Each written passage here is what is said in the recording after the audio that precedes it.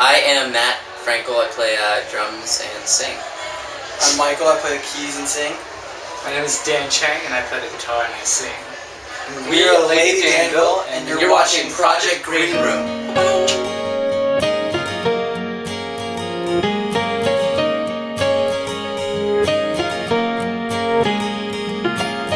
My heart is yours to have if I just had it with me, but I don't, cause I seem to have. Alright, so here we are, Lady Danville in the green room, black and red room, backstage at the Chance in Poughkeepsie. Yeah.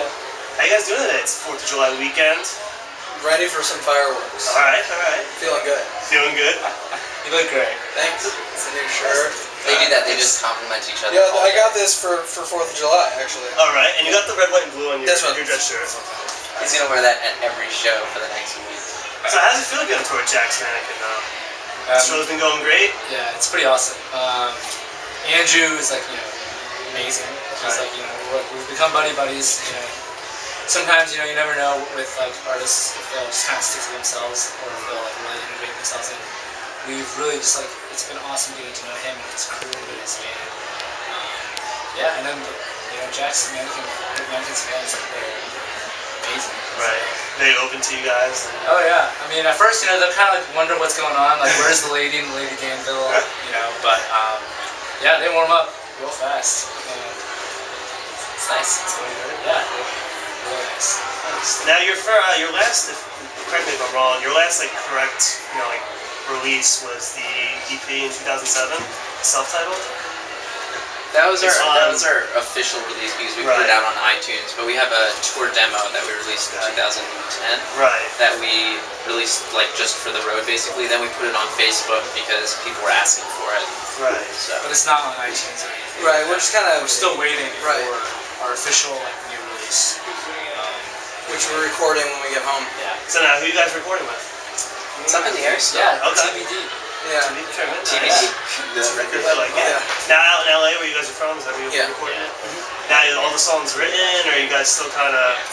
Yeah. I'd say we have 80 to 90%. We have more songs written than are going to be on it, and so it's really a matter of how is this going to be an album, a cohesive product that feels like a just one wonderful unit. Now, being honest with you, guys have toured with Dashboard too this past year.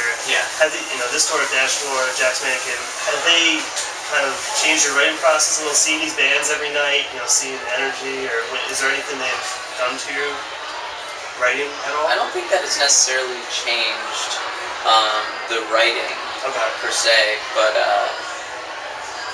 because they're actually most of the people we've toured with are kind of similar to us in a way, like Ben Folds and Jack's Mannequin or Piano. But I think that one thing that's really cool is because we write on the road sometimes, in the vehicle, our van, and I think that is also when the guys are good to us, we vibe. So I think that's the way it's contributing to our writing. It's just we really have fun on these tours, and it really just gets us going. But yeah, our inspirations. Ben Folds is definitely an inspiration, but he always has been, not just because we toured with him. Yeah. I think one thing that's been inspiring is just kind of watching, because I think the 3 tours we've done most recently have been with artists who have very loyal fans, and watching them cultivate, being one of those fans, and then now being able to tour with these people is pretty cool, and watching them cultivate their fans and how they treat them when they're playing, that's been really inspiring for us to kind of make sure that we continue that dialogue with our fans and make sure that we are open with that. Now speaking of the fans, on this tour you guys are doing a blog online, week 1, week 2, kind of recaps, pictures, goofy stuff, where you eat, all the good stuff. Yeah. Is that very important to keep, the social networking now? You have to do it. Do you guys enjoy doing it? Keep in touch with the fans. Is that important to you guys?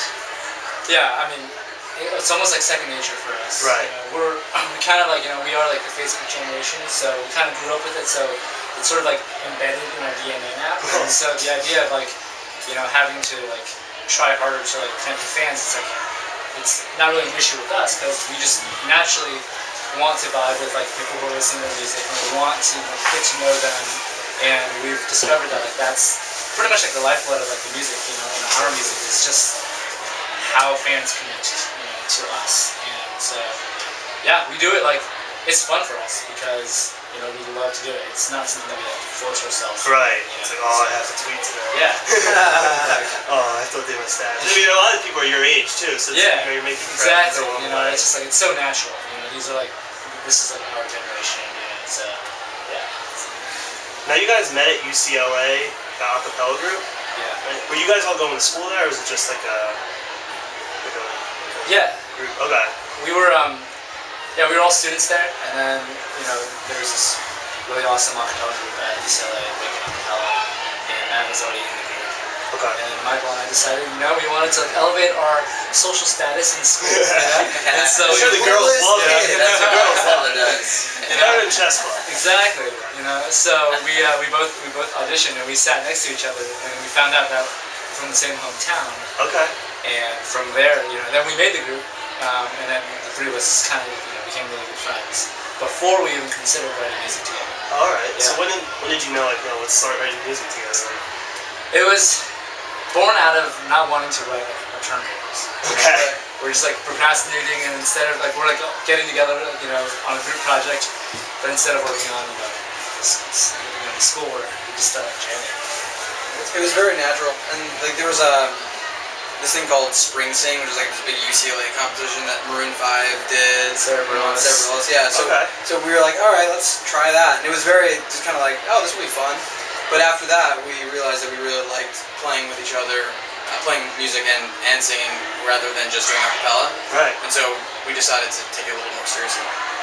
Now, at first you guys were just doing shows in California, West Coast stuff. When did you realize, let's do this full time, hit the road, get in the van, hit the East Coast? When we decided to do it, probably we submitted to a competition for a local radio station in LA called Star 98.7.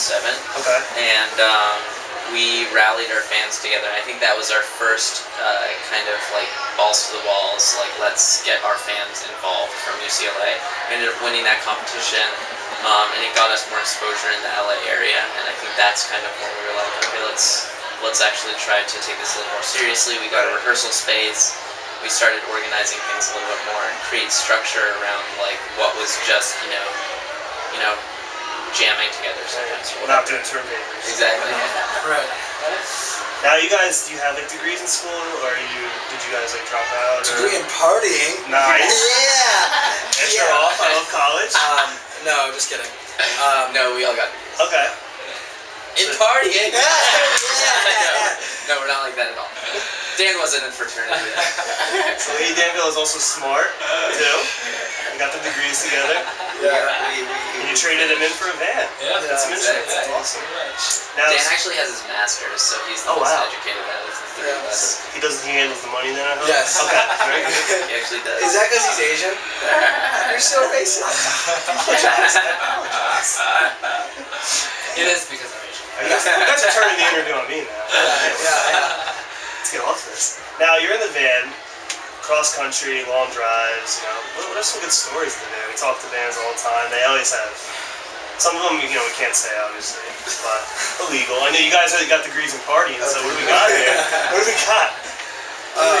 Maybe on this tour? Well, there's been some fun things. One thing that was bad was I hit a raccoon once. Okay. And that was really devastating. It wasn't like a fun There's story. still blood. There's still blood on her. It was just There's still blood on his hand. yeah. I don't really love raccoons, but killing an animal when you feel the bones crushing under the van, it's just It's very real. We wrote a motion. song about it, but then we decided it was a little too gruesome. Right. Yeah. I decided one of the most awkward things is hearing a grown man cry, because that's pretty much what we did. For like an hour. You guys are criers too? Oh, big time. Oh gosh, we cry more. Party. What do we cry about? Raccoons dying. Mostly girls. Okay. Mostly girls. We'll be watching movies too. Yeah. Oh, The Notebook. Kills me every time. Every Oh, time. jeez. Dear John? Yeah. Wait, which one's that? It's I haven't seen Dear the John. ultimate chick flick. Oh, really? Yeah. No. You'll watch it.